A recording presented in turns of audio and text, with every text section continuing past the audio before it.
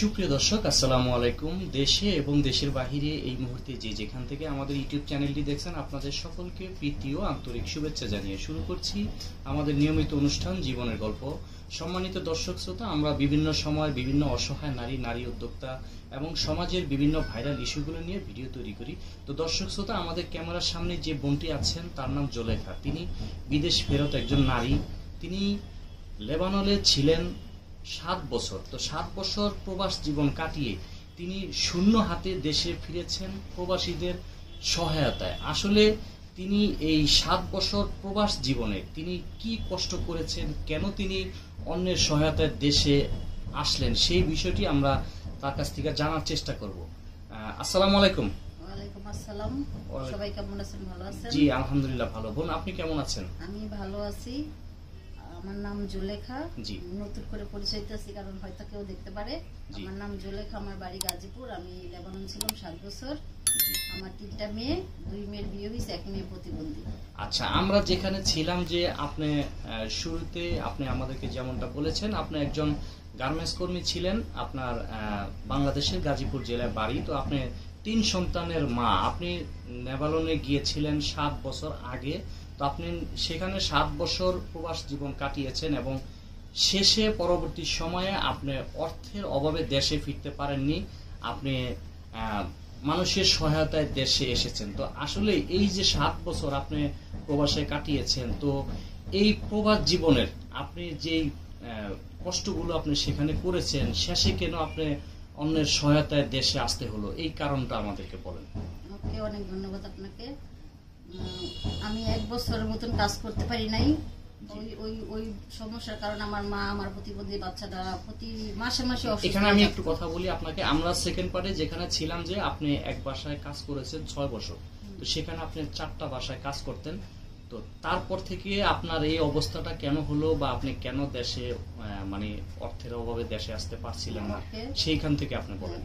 সেটা আমি প্রথম তো ভালোই কাজ করতে বলেছিলাম, কিন্তু ওই দেশের রাজনীতির সমস্যা, ওই দেশের রাজনীতির সমস্যার কারণে ওই দেশের ডলারের সমস্যা। আগে যেখানে $100 হইতো 150 টাকায়, ওই দেশের 150 টাকায় $100 হইতো। $100 বাংলাদেশের 8,500 টাকা। আর ওই ডলার নাইমাইছে 2,000 টাকা হইলে $100 বানানো যায়। আর ডলার ছাড়া ওই দেশ থেকে টাকা ট্রান্সফার করা যায় না। আর ওই দেশে আমরা যদি 3 মাস কাজ করি তাইলে 2,000 টাকা কাজ করতে পারবো। 3 মাস পরে আমাদের $100 হইব। কিন্তু এটা একসাথে হয়নি, আস্তে আস্তে হয়েছে। যেমন এই মাসে সমস্যা শুরু হয়েছে, ভাবছি হয়তো বিদেশের ব্যাপার, হয়তো সামনের মাসের সমস্যার সমাধান হয়ে যাবে। এরকম করতে করতে প্রায় 2 বছর তো এখানে থাইকে এলাম, এখন 3 বছরও পড়ছে। এইরকম ভাবে থাকতে থাকতে শুধু খাবারের টাকাটা কোনো মতন দিতে পারছি, নিজে খাইতে পারছি। আর 3 বছর যে ভালো মতন কাজ করতে পারছি, যখন নাকি ডলারের সমস্যা শুরু হয় নাই, তখন শুধু আমি 3 কাঠা জমিন কিনছি। 3 ডিসিম বলে আর কি, 3 ডিসিম জমিন কিনছি। আমি ঘর বাড়ি কিছু ধরতে পারি নাই। যখন আমি ঘরের কাজ ধরবো তখনই ওই দেশের সমস্যা শুরু হয়েছে। তখন আমার মেয়েরে বললাম যে আমি তো ঘর ভাড়া করতে দিব, বিদেশের সমস্যা তো বেশি দিন থাকবো না। মানুষে বলতেছে এই মাসের সমস্যার সমাধান হয়ে যাবো, সামনের মাসের সমস্যার সমাধান হয়ে যাবো। এটা মনে কইরা মেয়েরে বললাম যে তাহলে তুমি আমার ঘরের কাজ ধরো। মেয়ে বললো যে তাহলে আমি 3 লাখ টাকা ব্যাংকের থেকে উঠাই। তখন আমার তো কোনো সমস্যা নেই, কারণ আমি ম্যাডাম গজি গেছি। ম্যাডামরা কইছে না, এই তো সামনের মাসের দেশ ঠিক হয়ে যাবো, সমস্যা নাই, ইনশাল্লাহ যা সামনের মাসের দেশ ঠিক হয়ে যাবো। ওরা নিজেরাও বলতে পারে না, ওই দেশের নাগরিকরাও বলতে পারে না ওই দেশ কবে ঠিক হইব। তারপর কাজকাম ধরছে, কাজকাম ধরে তো এই যে এই অবস্থা। আমার এখন টোটাল 4 লাখ টাকা ঋণ বাংলাদেশে। আর ওই দেশের ওই দেশে যে আমি খামো, ওই খাবারটা ওই দেশে জোগাড় করতে পারি না। তারপর আমার লাস্টে আমার বাংলাদেশ থেকে টাকা নিয়ে, এটার মূল কারণটা কি? মূল কারণটা শুধু ডলারের ওই রাজনীতির সমস্যা। ওই দেশে ওই দেশে কোনো মন্ত্রী নাই, ওই দেশে কোনো মন্ত্রী নাই। তাহলে বোঝা গেল যে লেবাননে যে রাজনীতিক সমস্যাটা সৃষ্টি হয়েছিল, সেখান থেকে তাদের অর্থনৈতিক মন্দার কারণে দরপতন হয়। দরপতন হয়ে তাদের টাকার মান কমে যায়, যার কারণে হলো আপনাদের 2,000, তাদের হলো 2,000 টাকায় হলো $100 হতো। আর 2,000 টাকা কাজ করতে হলে একটা বাঙালি নিম্নে 3 মাস লাগতো। আচ্ছা, ঠিক আছে। সেখান থেকে হলো আপনাদের মূল সমস্যা। শুধু আমি একা প্রবাসী না, বাংলাদেশি 1.5 লাখ প্রবাসীর মতন আছে বাংলাদেশি। আর বিভিন্ন রাষ্ট্র তো এরকমই আছে, যারা আজনবী, যারা বিভিন্ন রাষ্ট্র থেকে লেবানন গেছে। আবার লেবাননও তারাও অন্য অন্য রাষ্ট্রে চলে যেতেছে। ওই দেশের অবস্থা এতটাই খারাপ যেখানে আগে চাল কিনতাম 2 টাকা কেজি, ওইখানে টাকা কিনতে হয় 50 টাকা 1 কেজি চাল কিনতে হয়। মানে ওই দেশের টাকা দিয়া শুধু ওই দেশে খাওয়ান যায় একজন মানুষ। এইরকম করে তো বাংলাদেশ থেকে টাকা নেই। যখন আমি বাড়িতে এলাম, বাড়িতে এখন আমার 3 লাখ 4 লাখ টাকার মতো ঋণ। আমি এখন আইসি, আমার এই যে বাড়ির অবস্থা এরকম, এখন আমি এইভাবে আসি। এখন ভবিষ্যতে আর আমার পরিবর্তন কি হবে আমি বলতে পারি না। আমি এখন মানুষের কাছে আগেও হেল্প চাইছিলাম, পাইছি, কিছু ভালো মানুষ আমার হেল্প করছে, আর কিছু খারাপ ভালো মিলেই দুনিয়া। আপনি তো মানে আপনি যখন নেভালনে ছিলেন তখন হলো আপনি আমাদের সাথে যোগাযোগ করেছিলেন, আপনি দেশে আসতে পারছেন না, তো সেখান থেকে আপনি আমাদেরকে একটি ভিডিও পাঠিয়েছিলেন, আমরা সেই ভিডিওটি প্রচার করেছি এবং সেখানে আপনার কিছু প্রবাসী আপনাকে দেশে আসার জন্য সহায়তা করেছে এবং পাশাপাশি আপনি দেশে থেকেও কিছু টাকা নিয়েছেন, সেটাও আমাদেরকে বলেছেন। তো আসলে আপনি যখন আপনি ওই নেভালনে ছিলেন, দেশে আসতে পারছেন না এবং আপনার খাদ্য নিয়ে খুব কষ্ট হচ্ছে, আপনি এটি আমাদেরকে জানিয়েছিলেন। তো আপনি যে 7 বছর সেখানে ছিলেন, মানে আপনি আপনার আর্থিক মানে অ্যাবিলিটি আপনার কি পর্যন্ত আপনি ব্যাংক ব্যালেন্স করতে পারছেন, বা নাকি কিছু করতেই পারেননি, সেই বিষয়টা যদি বলেন। ব্যাংক ব্যালেন্স করতে পারছি, শুধু আমি 3 ডিসিম জমি কিনতে পারছি, এছাড়া আর কিছু করতে পারিনি। 3 ডিসিম জমি কিনতে পারছি, আর কোনো কিছু করতে পারি নাই। এখন এই জমিনের মধ্যে যে বাড়িঘর করেছে সম্পূর্ণই আমার ঋণের মধ্যে। আচ্ছা, তাহলে এখন আপনি যে দেশে আসলেন, দেশে আসছেন, দেশে থেকে মানে কোন ধরনের টাকা পয়সা কি আপনাকে দিতে হয়েছে নাকি সেখান থেকে আপনি তাদের সহায়তা আসতে? দেশ থেকে 25,000 টাকা নিতে হয়েছে। আচ্ছা, তাহলে আপনি এখন যে দেশে আসলেন কত মাস হলো? 2 মাসের মতো। 2 মাস। আচ্ছা, তো আপনি যেখানে কাজ করতেন তারা কি আপনাকে কোনো ধরনের সহায়তা করে নাই? না, তারা এখন 2000 টাকা যদি $100 হয়, তারা তো এরকম, যেমন এই যে আমার প্রতিবন্ধী বাচ্চাটার কথা জানে, ওই 4টা ম্যাডামে আমার সম্বন্ধে সবকিছু জানে। যখন ডলার ঠিক ছিল তখন মেয়েটা যখন হাসপাতাল ভর্তি, তো সাথে সাথে সবাই মিল্লা টাকা দিলে হয়তো 10-15 হাজার টাকা বাংলাদেশে পাঠাইতে পারতাম। আর এখন তারা দিল তো আমার ওই টাকার মান নাই। তারা সবসময় আমার সহযোগিতা করছে। এরা যে বাইরের মানুষ, এরা সবসময় আমার সহযোগিতা করছে, কিন্তু তারাই তো এখন চলতে পারে না। যে জায়গাতে আমি 50 টাকার কাজ করি, তারা আমার 100 টাকা দিয়ে দেয়, 150 টাকা 200 টাকা দিয়ে দেয়। দিলে ওই টাকা তো আমার নিজেরই চলে না, ওই টাকা তো কোনো মান নাই। আর আগে 150 টাকা দিলে $100 হয়ে যেত, আমি বাংলাদেশে পাঠাইতে পারতাম 10,000 টাকা। কিন্তু এখন ওই সিস্টেম নাই।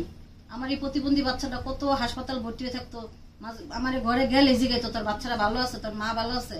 না ম্যাডাম, আমার বাচ্চাটা তো অসুস্থ, হাসপাতাল। সাথে সাথে এক ম্যাডাম আরেক ম্যাডামটা কইতে, ওর বাচ্চাটা অসুস্থ, তারা সবাই কিছু কিছু টাকা দেয়। এরকম ভাবে আমার অনেকবার দিচ্ছে, শুধু একবার না।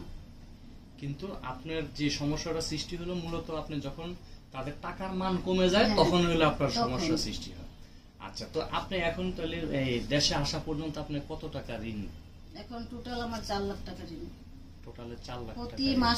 প্রতি মাসে আমার 35,000 টাকা করে কিস্তি দিতে হয়। আচ্ছা, 36,000 টাকা করে। এই কিস্তির টাকা কিভাবে পরিশোধ করেন? কিস্তির টাকা এখনো আমি দিতে পারি নাই। আমি 2 মাস হয়েছে, 2 মাসের ভিতর প্রতি মাসে মাসে দিতে হয়। এখন তাদেরকে বুঝে বলতেছি যে আমি তো ওইখানে থাকলেও টাকা দিতে পারতাম না। ওইখানে তো আমি 2 বছর কষ্টেই ছিলাম। আমি বাংলাদেশে আমার আত্মীয় স্বজনের কাছে, সবার কাছে টাকার জন্য বলছি যে আমার তোমরা কিছু কিছু টাকা পয়সা দাও, আমি বাড়িতে আইসা তোমাদের একটা ব্যবস্থা করবো। পরে আমি জমিনটা বিক্রি করে লাইতে চাইছিলাম, যে আমি তাহলে এই টাকা কই থেকে দেবো। আর ঋণও করে লাইছি, ব্যাংকের থেকে ঋণ নিয়েও ফেলাইছি, ঘরে কাজও ধরে ফেলাইছি। এখন আমি টাকা কেমনে দেবো? তখন সবাই বলতেছে দেখো একটু কষ্ট মষ্ট করে মানুষের বুঝে টুঝে হয়তো যাই আবার অন্য কোনো দেশে যাইতে পারবা একটু হয়তো। আর এখন তো পুরা বিশ্বের মধ্যে সমস্যা, এটা সবাই বুঝবো, ব্যাংক ব্যালেন্সরাও বুঝবো। তুমি এখন মানা এটা না, জমিনটা বিক্রি করো না। এই যেমন এখন জমিনটা বিক্রি করি না, আমার এই জমিন বিক্রি করে ওটা মানুষের টাকা দিতে হইব, না এটা উপায় নেই। কারণ আমি মহিলা মানুষ, আমি তো শিক্ষিত না যে আমি যে কোনো একটা বড় ধরনের কাজকাম করে আর মানুষের টাকা দিতে পারবো। আমি আবার হয়তো আবার গৃহিণী কামে যাইতে হইব। মানে এখন যে অবস্থা এবং আপনার মানে আসলে প্রত্যাশা কি, আপনার এই গল্পটি আমাদের দর্শকদের মাঝে শেয়ার করার কারণটা কি? এখন প্রত্যাশা যদি আমি তো আরো আগে ভিডিও করছি, অনেকে আমার চিনেন, কিন্তু অনেকে আমার সাহায্য করছেন এই পর্যন্ত, অনেকে আমার করেন নাই, অনেকে আমার অনেক বাজে মন্তব্য করছেন, ভালো মন্তব্য করছেন। আমি ওগুলো আর বাড়াইতে চাই না। এখন যদি অনেক মানুষ খালি এটাই বিশ্বাস করে না যে আমার 3টা মেয়ে আছে, আমার প্রতিবন্ধী বাচ্চা আছে, আমার বয়স্ক মা আছে, এই জিনিসটা মানুষ বিশ্বাস করে না। বিশ্বাস না করে আমার সাথে অনেক বাজে মন্তব্য করে, শুধু আমার সাথে সম্পর্কর প্রস্তাবটা আমার বেশি আসে। তাদের সম্বন্ধে বলতেছি, ভাই তোমরা আমারে দেখো, আমি তোমাদের বয়স অনেক বড়, আমার 3টা মেয়ে আছে, আমার একটা প্রতিবন্ধী বাচ্চা আছে, আমার এখন ওই বয়স নাই যে আমি কারোর লোকের সম্পর্ক করবো। আমার এখন প্রতিবন্ধী বাচ্চাটা কিভাবে তারে রাখবো, আমার একটা বয়স্ক মা, তার চোখের সমস্যা, তার চোখ অপারেশন করাইতে হইব, মেয়েটার একটা ভালো ডাক্তার দেখাইতে হইব। আমার এই যে ঘর বাড়ি, আমি যে ঘরের তলে বসে রয়েছি, এই ঘরটা আমার পুরাটা লোনের তলে, আমার কিস্তির মাধ্যমে, নাইলে আমার এই জায়গাটা বিক্রি করে দেবে। এখন যদি আপনাদের একটু দয়া মায়া হয়, আমার বাস একটু হেল্প করবেন। আপনাদের হেল্পের মাধ্যমে যদি আমার একটু কিছু পরিবর্তন হয়তো হইলো না, তো আমার অন্য কোনো দেশে যাইতে হবে, কিন্তু এখন তো আমার বাঁচতে হইব। এখন তো আমি এখন এক জায়গায় গিয়া কাজ করলো, হে আপনারা আমার যেমন মোবাইলের সমস্যা বাজে মন্তব্য করেন, আমি এক জায়গায় কাজে গেলাম, আমার মানুষ বাজে মন্তব্য করবো। যদি আপনাদের দয়া হয় আমার একটু হেল্প করেন আপনারা, বাজে মন্তব্য না কইরা, কারণ আমার একটা প্রতিবন্ধী বাচ্চা আছে, এইটার দিকে তাকায় আমার একটু হেল্প করেন। আচ্ছা, আপনার সেই বাচ্চাটা আমরা দেখানোর চেষ্টা করব। আর আপনি কি মানে অন্য কোনো ধরেন, আপনি যেহেতু এখন হেল্পের কথাটা বলছেন, আমরাও প্রত্যাশা করি যারা প্রবাসী ভাই আছে, বোনরা আছে, আসলে মানুষের জন্য একজনের বিপদে একজন এগিয়ে আসলে আল্লাহ তার বিপদে সহায়তা করেন, সাহায্য করেন। তো আসলে আমরা সেই প্রত্যাশা করব। তো আপনাকে যদি মনে করেন আমরা কেউ যদি এরকম সহায়তা করতে চায় বা এরকম আশ্বাস দেয় যে আপনাকে বিদেশে আবার কোনো একটা জায়গায় ভালো একটা চাকরির ব্যবস্থা করে দিলে বা ভালো একটা ভিসা আপনাকে দিলে, আপনি কি সেখানে যাবেন কিনা? ইচ্ছুক আছেন?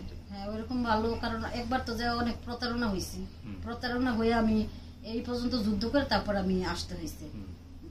যুদ্ধ করে যেমন তারপরে কিন্তু আমি ঠিক কাজই করতে পারছি, ভাষা বুঝছি, কিন্তু আগে প্রতারণা হয়ে নিয়েছিলাম। এখন যদি ওরকম কোনো দয়ালবান ব্যক্তি হইয়া থাকে যে না আমারে কোনো ভালো জায়গায় পাঠাইতে পারবো, ভালো জায়গায় ভালো কোনো কাজ দিতে পারবো, তাহলে অবশ্যই আমি, কারণ আমার তো আপনি যে নেপালে যে আপনি 7 বছর ছিলেন, এর ভিতরে কি আপনি দেশে আসতে পারছিলেন? দেশে আসতে পারিনি। দেশে আসতে পারেন না। আচ্ছা, তো সর্বশেষ আমাদের দর্শকদের উদ্দেশ্যে যদি কিছু বলেন। এখন দর্শকের উদ্দেশ্য একটাই কিছু বলতে চাই যে আমারে অনেকেই, কারণ এই পর্যন্ত অনেকেই আমারে চিনেন, অনেকে আবার হয়তো নতুন ভাবে চিনবেন, কিন্তু যারা আমাকে চিনছেন, যারা এই পর্যন্ত আমাকে বাজে কথা বলছেন, বাজে সম্পর্কের কথা বলছেন, তাদের উদ্দেশ্য বলছে যে আপনারা দয়া করে আমার না কোনো বাজে মন্তব্য করেন না, বাজে কোনো প্রস্তাব দিয়েন না। যদি পারেন একটু হেল্প করবেন, না পারলে আমার জন্য দোয়া করবেন যেন আমার এই বিপদটা না থাকে, সমস্যার সাথে যেন আমি বাঁচতে পারি। আচ্ছা বোন, আপনার যে আপনি যে বললেন যদি কোনো দর্শক কোনো প্রবাসী ভাই আপনাকে যদি আবার পুনরায় কোনো রাষ্ট্রে নিতে চায়, তাহলে আপনি যেতে ইচ্ছুক, তো আপনার কোনো রাষ্ট্র পছন্দ আছে কিনা? আপনি কোন রাষ্ট্র হলে আপনি যাবেন? এখন কোন রাষ্ট্র হবে এটা তো আমি, কারণ আমি লেবানন থেকেছি, লেবানন রাষ্ট্রটা আমি চিনি, অন্য রাষ্ট্রটা আমি চিনি না। এখন আমি তো অন্য রাষ্ট্রের কথা বলতে পারি না। তাহলে যে কোনো রাষ্ট্রে হোক আপনি যাবেন? যদি আমার ভালো কাজে নিয়ে যেতে পারে আর আমার ব্যবস্থা করতে পারে তো অবশ্যই যাব। আরেকটি বিষয়, নেপালন আপনি যে বললেন আরবি, ওটা কি আরবির দেশ না ইংলিশ? না, আর মানে আরবিটাই বেশি চলে, তারপর ফ্রান্স, ইংলিশ এটা তো চলে, এটা তো সব দেশই চলে। আচ্ছা আচ্ছা, তো ঠিক আছে।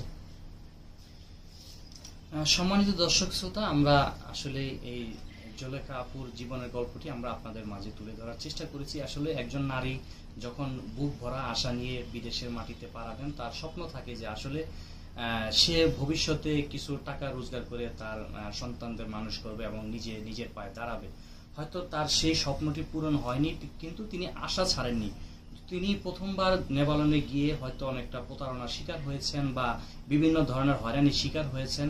তো সেখান থেকে তার যে প্রত্যাশা ছিল সেটি হয়তো পূরণ হয়নি। তা আমরা আশা করব যে ভবিষ্যতে তার সেই প্রত্যাশাটি যেন পূরণ হয় এবং আমরা তার সেই বিষয়গুলো এবং আপডেটগুলো আমরা দেওয়ার চেষ্টা করব। তো দর্শক, আজকের মতো এখানেই আমাদের ভিডিওটি শেষ করছি। ভালো থাকুন, সুস্থ থাকুন, আল্লাহ হাফেজ।